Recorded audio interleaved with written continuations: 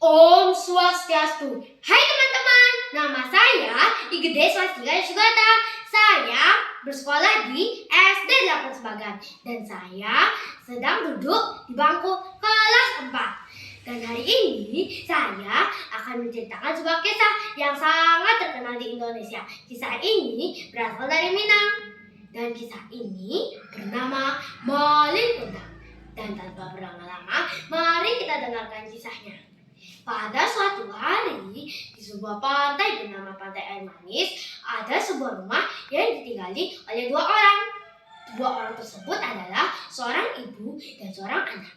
Seorang ibu tersebut bernama Mande Rubayah dan anaknya bernama Malin Kundang. Malin Kundang tumbuh menjadi anak yang sangat rajin dan penurut. Ia juga sangat disayangi dan dimanjai oleh ibunya. Walaupun Malin Kundang sangat rajin dan penurut, ia memiliki sifat nakal. Pada suatu hari, Malin Kundang sedang asik mengejar ayam jago miliknya Firman. Dan Malin pun menangkapnya. Ayam itu pun merasa terganggu dan akhirnya membantu lengan kanan Malin Kundang. Malin Kundang pun akhirnya menangis. Dan akhirnya Malin Kundang pun lari ke rumahnya dan berkata, "Ibu, tanganku dipatok oleh ayam, Bu." Dengan sabar, ibu Malin Kundang pun membalut luka Malin Kundang sambil berkata, "Ingat ya Malin, kau sudah tidak punya ayah. Kaulah salah satu harapan ibu." Begitu nasihat ibunya. Malin Kundang pun mengangguk tanda mengerti. Beberapa hari kemudian, Malin Kundang pun membantu ibunya berjualan ikan di pasar. Tapi tiba-tiba Malin pun bertemu dengan seorang bapak-bapak yang bernama Saudagar Ali. Saudagar Ali adalah salah satu orang terkaya di Pantai Air Manis. Dia telah menganggap bahwa Malin Kundang adalah anak kandungnya. Dan dia berkata, "Malin, nanti kalau kamu sudah besar, nanti kamu ikut bapak yang berantau ke negeri seberang. Nanti bapak perkenalkan saudara-saudara bapak di sana ya." Malin pun menyetujui dengan cara mengangguk. Dan akhirnya beberapa tahun berlalu. Malin pun telah menjadi dewasa dan dia pun merasa harus merantau. Dan dia memohon kepada ibunya, Ibu, bolehkah aku merantau ke negeri seberang, Bu? Aku mohon." Ibu Malin Kundang pun berkata, "Malin anakku, kau tidak boleh merantau. Ibu takut kalau terjadi sesuatu padamu, Nak." Malin Kundang pun memohon kembali sambil berkata, "Ibu, ini demi berubah nasib kita, Bu. Apa Ibu tidak lelah? Sudah bekerja keras namun tetap miskin seperti ini." Ibu Malin Kundang pun berkata, "Baiklah Nak, kalau memang begitu keinginanmu." Akhirnya Malin Kundang menyiapkan barangnya dengan bergegas dan untuk dibawa ke kapal. Malin pun pamitan kepada ibunya, "Ibu, aku pamit dulu ya. Aku tidak akan lama-lama di sana." Ibu Malin Kundang pun berkata, "Baiklah Nak, hati-hati ya di sana." Tiba-tiba Malin Kundang dipanggil oleh seseorang, yaitu Saudagar Ali. Saudagar Ali sambil berteriak kepada Malin berkata, "Hei Malin, cepat, kapalnya sudah mau berangkat Malin." Dan akhirnya Malin pun segera berpamitan kepada ibunya, "Baiklah Bu, kalau gitu aku pamit dulu ya." Dan akhirnya Malin pun menaiki kapal tersebut. Dan akhirnya dia menyapa ibunya sambil berkata, "Dah Ibu, aku tidak akan pergi lama-lama Bu." Beberapa tahun berlalu. Ibu Malin Kundang pun yang sudah tua menunggu kedatangan anaknya. Tiba-tiba ada sebuah kapal besar menghampiri di sana. Orang-orang pun sangat terkejut dengan kedatangan kapal itu. Dan mereka berkata, "Wah, kapalnya besar sekali ya. Iya, pasti itu milik seorang sultan. Wah, kapal terbesar dan yang sangat megah yang pernah aku lihat.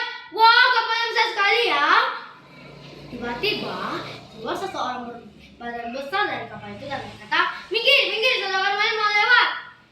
Ibu Malin Kundang pun yang sedang merenung memikirkan nasib anaknya dikejutkan dengan suara anaknya yang dipanggil. Dan Ibu Malin Kundang pun berkata, "Malin, anakku, tunggu ibu di sana ya." Dengan bergegas, Ibu Maikuna pun menerobos kerumunan dan akhirnya sampai di dekat kapal. Ibu Maikuna pun melihat seorang pemuda dan gagah dan tampan keluar dari kapal tersebut bersama istrinya yang cantik jelita. Pakaian mereka disinari matahari dan berkilauan sekali. Ibu Maikuna pun berkata, "Malin, anakku, akhirnya kamu pulang juga, nak. Kesini belum ibu, nak." Maikuna pun kaget bahwa yang memanggil dia itu adalah wanita tua lusuh yang kelihatannya adalah orang miskin. Dan Malin pun berkata kepada wanita tua lusuh itu, "Hei wanita tua lusuh, beraninya ya kau mengaku-ngakui sebagai ibuku? Ibuku sudah mati dan mewariskan hartanya itu." Istri Maikuna pun dengan kebingungan berkata, "Malin, itu memang benar-benar ibumu. Bukankah kau berkata ibumu sudah mati?" Malin pun menjawab sambil marah, "Memang betul ibuku sudah mati dan dia adalah wanita tua lusuh yang ingin memanfaatkan kekayaanku." Ibu Maikuna pun berkata, "Nak, kau berkata apa, nak?"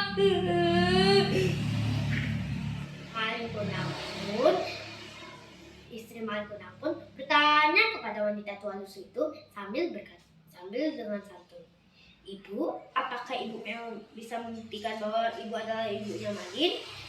Ibu Maikuna pun menjawab, "Memang benar aku ibunya Malin. Aku bisa membuktikannya, yaitu di lengan kanan Malin ada bekas luka patokan ayam." Istri Maikuna pun melihat lengan kanan Maikuna dan ternyata memang benar ada bekas luka. Maikuna pun yang tidak ingin itu disebut luka berkata, "Hei wanita tua, itu adalah darah lahirku. Kau beraninya mengaku-ngaku itu adalah luka?" Dan Maikuna pun sambil marah berkata, "Cepat seluruh rombongan untuk kembali ke dalam kapal. Cepat masuk ke dalam kapal." Dan akhirnya Maikuna pun kembali berlayar ke lautan. Ibu Maikuna pun sambil menangis berdoa, "Ya Tuhan, jika dia memang benar-benar bukan anakku, kau maafkan dia. Tetapi jika dia memang benar-benar anakku, aku ingin balasan yang setimpal untuknya, ya Tuhan." Tiba-tiba, langit yang awalnya cerah disinari matahari berubah menjadi gelap gulita ditutupi oleh awan hitam. Jadilah hujan badai pada saat itu yang menimpa lautan. Maikuna yang sedang berlayar pada saat itu pun dikejutkan oleh hujan badai tersebut.